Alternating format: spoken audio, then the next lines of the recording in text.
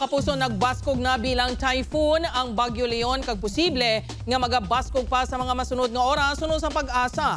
Base sa 11 a.m. bulletin, signal number 2 sa Batanes, Babuyan Islands, eastern portion sang mainland Cagayan, kag northeastern portion sang Isabela. Signal number 1 naman sa nabilin nga bahin sang mainland Cagayan, nabilin nga bahin sang Isabela, Quirino, Nueva Vizcaya, Apayao, Kalinga, Abra, Mountain Province, Ifugao, Benguet, Ilocos Norte, Ilocos Sur, La Union, Aurora, northern portions ng Quezon, Lakip ang Pulilio Island, Camarines Norte, eastern portions ng Camarines Sur, Catanduanes, eastern portions ng Albay, kag sa northeastern portions ng Sorsogon.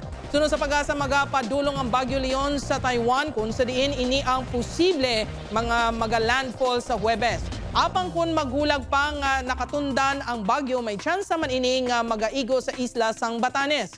Wala man ginadula sa pag-asa ang tsansa nga malabot sang Bagyo Leon ang super typhoon category.